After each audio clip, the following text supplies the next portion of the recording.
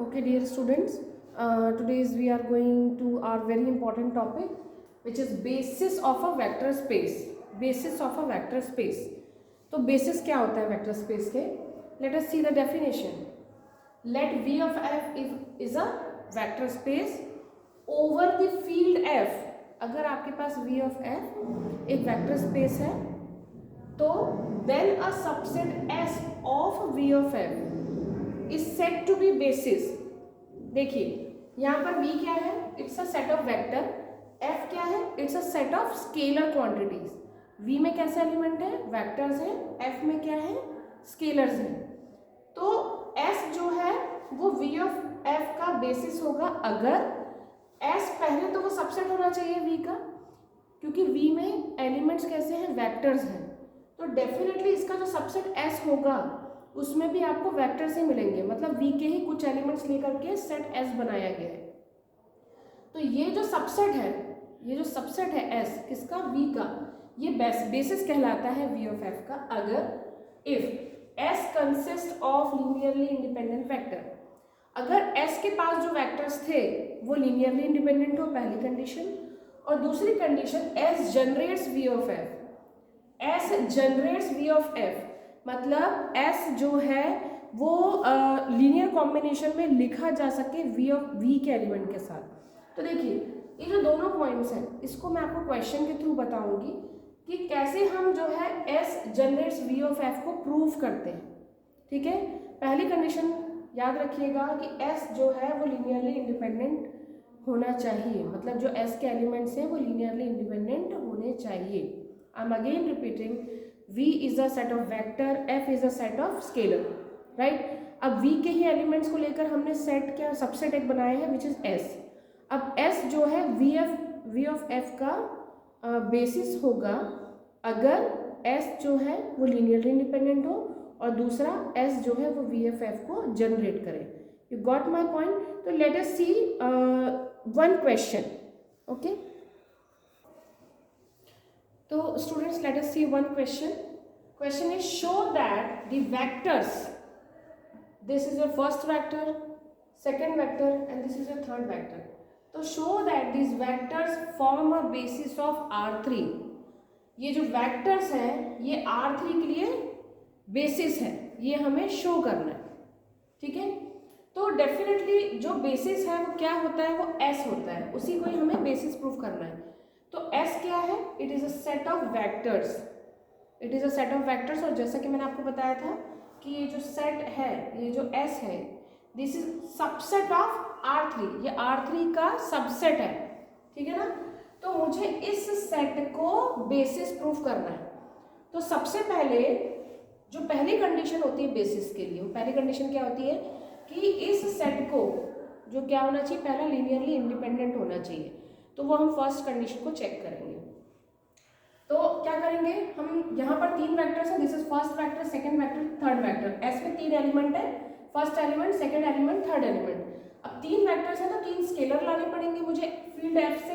तो मैंने तीन स्केलर लिखे A1, A2 और A3.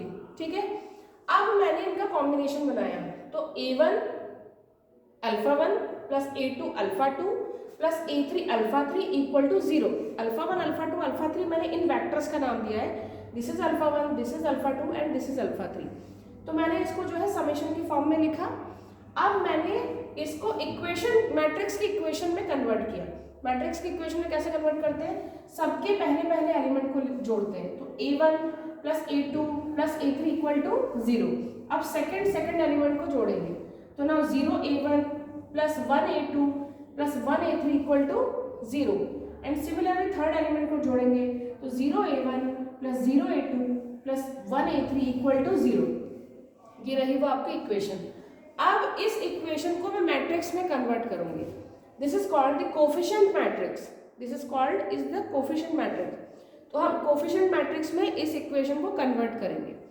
तो ये रहा आपका A1, A2 और A3. तो जो पहला कॉलम है वो A1 के लिए है, जो दूसरा कॉलम है वो A2 के लिए है और उसी तरीके से जो तीसरा कॉलम है वो A3 के लिए. तो मैंने इस तरीके से आपका कोफिशिएंट मैट्रिक्स कन्वर्ट कर दिया. अब मैं चेक करूंगी कि क्या ये मैट्रिक्स जो है लीनियरली इंडिपेंडेंट फॉर्म कर रही है कि नहीं, ठीक है। तो let us see the next. So next is, जैसा कि मैंने मैट्रिक्स कोफिशिएंट फाइंड आउट कर लिया था, अब मैं इस मैट्रिक्स की डिटर्मिनेंट निकाला मैंने। Now we will find the determinant of this matrix. तो डिटर्मिनेंट ऑफ ए जो आया which is equal to 1, it means which is not equal to 0। तो अगर आपका डिटर्मिनेंट नॉट इक्वल टू 0 है, इसका मतलब है कि ये जो मैट्रिक्स थी किस ऑर्डर की थी, थर्ड ऑर्डर की मैट्रिक्स थी। तो इसका रैंक कितना हो गया आपका, 3 हो गया, ठीक है। तो determinant not equal to 0, so the rank of A is 3। अगर मान लीजिए इसमें 4 रो होते और तब भी डिटर्मिनेंट अगर नॉट इक्वल टू 0 होता, तो रैंक कितनी हो जाती, इसकी 4 हो जाती, ठीक है। तो फिलहाल इस मैट्रिक्स की रैंक मुझे कितनी मिली, 3 मिली। और रैंक जो है वो 3 है और नंबर ऑफ अननोन भी 3 है। कौन से नंबर ऑफ अननोन, जो स्केलर हमने शुरू में सेलेक्ट किए थे, विच इज A1, A2 और A3, वो आपके अननोन थे। तो रैंक भी 3 है और नंबर ऑफ अननोन भी अगर 3 है, तो अगर रैंक और नंबर ऑफ अननोन बराबर होते हैं तो S कैसा हो जाता है, लीनियरली इंडिपेंडेंट हो जाता है। और अगर किसी क्वेश्चन में रैंक नंबर ऑफ अननोन से लेस होता है तो उस केस में जो S है वो लीनियरली डिपेंडेंट होता है, ठीक है। सो नाउ ये प्रूफ हो गया, फर्स्ट केस प्रूफ हो गया कि S इज लीनियरली इंडिपेंडेंट। अब हमें सेकंड जो कंडीशन है वो प्रूफ करना है कि जो है S जो है वो VF को जनरेट कर रहा है। अब उसको शॉर्ट ट्रिक में आपको बता देती हूँ कि जैसा कि यहाँ पर मुझे किसका बेसिस फॉर्म करना था, R3 का बेसिस शो करना था, किसको, इन वेक्टर्स को, इन R3 का मुझे बेसिस शो करना था। अब यहाँ पर जो R3 है, इसमें जो 3 है वो ये शो कर रहा है कि इस वेक्टर का डायमेंशन कितना है। जैसे 3 लिखा हुआ है तो यहाँ पर जो 3 है वो बता रहा है डायमेंशन इस R का, यानी V का डायमेंशन, ठीक है ना। Again I am repeating, R3 में जो 3 है वो वेक्टर की डायमेंशन शो करता है। तो आपका वेक्टर फिलहाल यहाँ पर रियल नंबर का, इट इज R, ठीक है। तो R का डायमेंशन कितना हो गया, 3 हो गया। दूसरी बात, आपने जो A मैट्रिक्स बनाई थी उसकी रैंक भी कितनी थी, 3 थी। तो देखिए मैंने लिखा है now R3 is showing the dimension and the rank of S is 3, जो कि अभी हमने बनाया, S से A बनाया था, उसकी रैंक कितनी आ गई थी, 3। तो क्योंकि डायमेंशन और रैंक आपस में बराबर है, इसीलिए जो कि एक थ्योरम ये कहता है कि अगर आपके पास डायमेंशन और अगर रैंक अगर बराबर हो जाता है तो ये जो S है वो R3 को जनरेट करता है, ठीक है।